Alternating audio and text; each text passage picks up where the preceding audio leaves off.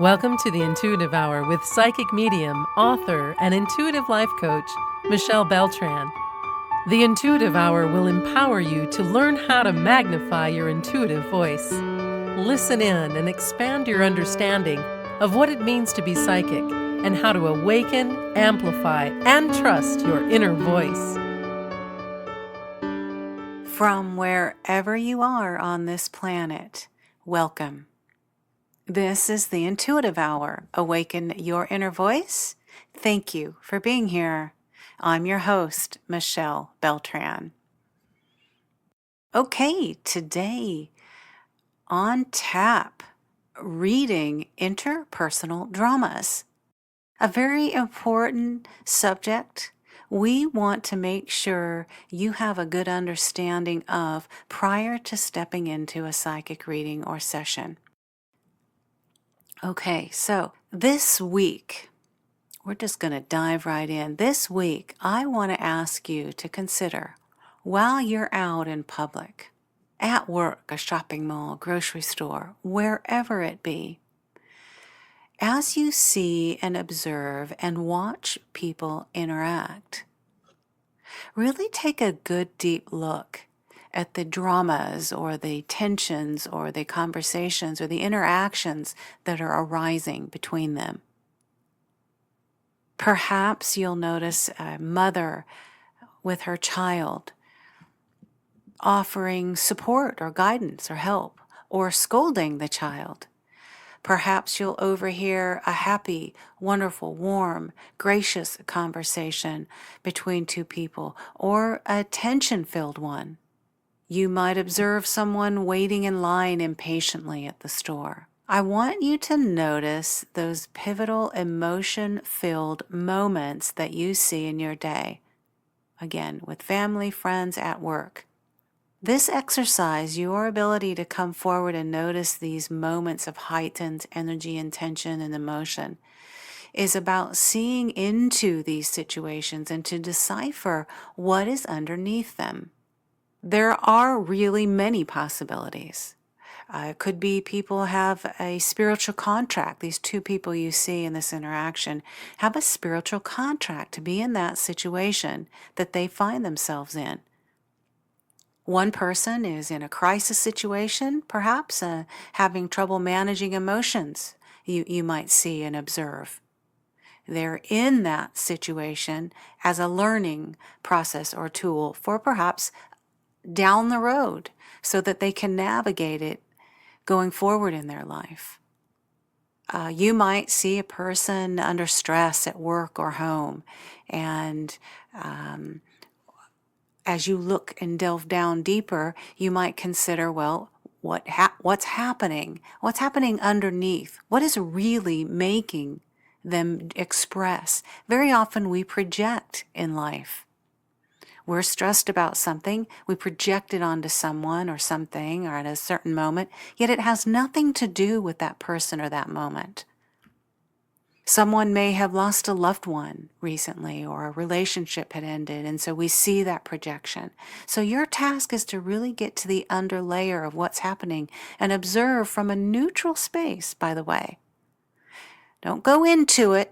Don't go there and be there and support. Observe and allow what's happening to be. There really could be many reasons why all these sorts of interactions happen, of course, but the underlying principle is that most times we find ourselves in these kinds of conflicts or upsets or tensions with strangers or with circumstance that might irritate us a bit, because there's something else at the source. So why does an intuitive or a psychic or a life coach need to be aware of this?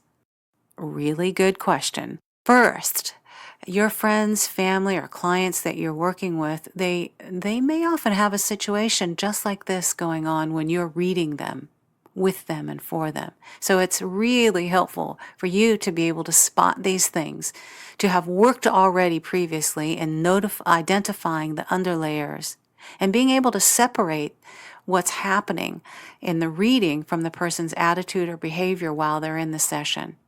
Second, This kind of tension or upset could be very important to the client's reading to the extent that it's a trigger or some emotional stuck energy that needs to be resolved, an old belief system that needs to be let go of, such as learning patience or better listening or communication beliefs and ideals, and even learning to set healthy boundaries. Finally, since readings are a shared growth for readee and reader, this is going to help you as a reader, as a psychic, as a life coach, more and more become aware of how the little upsets that occur in your own life come forward. And then how to create unpleasant interactions and upsets in your own life and maintaining positivity. Every reading is a gift to both. And in every reading, there will be something for you as the readee to learn from. Always, you want to look for that as well. Okay, now, since readings, as we know, can be filled with emotion and interpersonal dramas and tension, let's talk now about a technique or a practice for remaining objective while you're in a psychic session so that you can remain clear and not lose connection. So often, intuitives and psychics and healers that are here to do spiritual work with those who have had loss or are filled with tension, relationship drama, overcoming financial matters, health, career setbacks. And so these are poignant readings. They are filled with emotion. We've got to have tools to navigate them and be in what I like to call the center of our heads, neutral, in charge, not having dropped down into that emotion, heart-filled space, where, by the way, we lose our sense of accuracy the moment we have dropped to. So if you've found yourself in any session, you've probably heard me say this before, if you found yourself dropping into that heart space and emotionally attached, it's a real good time to disengage or bring the session politely to a close. That said, you will often, in these spaces, naturally fall into emotions felt by the client. That is normal to some extent. And this will happen especially if you are a strong empath, which many of you are, naturally so. It really is okay to feel emotion. In fact, sometimes it's actually necessary. There is, however, a fine line, and it is not a good idea to get real deeply involved in the emotional experience of the client or let it overwhelm you. Pull you down that rabbit hole, I like to say.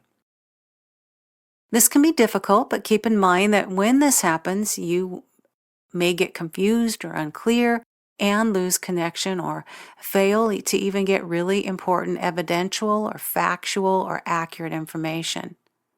In these situations, it's paramount to be objective and clear so that you can get the information that will bring healing and relief to the client. All right, so here's an exercise I'd like you to consider to support your learning and this objective of trying to remain neutral as you are supporting those around you. All right, so close your eyes and take a moment, if you would, to think of someone you loved very deeply who passed. Take a moment and recall them now. Visualize them out in front of you. Use all of your senses if you like. You might smell something, you might hear something, you might have a sense of emotion. Recall them now. And tune in to the emotions you felt when they passed, or at their funeral or service, or when you got the news. Be present there. Feel deeply into those emotions. Now, after a few moments of doing this, open your eyes and write out in your journal the feelings and emotions that you did experience. Use as much detail about your feelings as you can. Be very descriptive. Take several minutes to jot down what happened. If you had tears, write that down. Generally, we have grief and sadness, whatever that was, as part of your grieving. Make note of it. Next, take a moment now to disengage from that past a moment of recall and write about this person's passing from a different perspective. I want you to now imagine you are the obituary writer for the newspaper, and you're at work, and you're tasked with writing the obituary. Report the facts, tell the story, but do it without emotion. Take a few moments to do that. Write out all the details and facts and be with that. Next, you are again the obituary writer for a passing of someone, but this time you don't know them at all. Yet you are tasked, as before, with reporting the facts, telling the story, and without emotion. 3 levels here of connection to this person, the person's passing. In 2 cases you know them, in 1 you do not, but in different roles.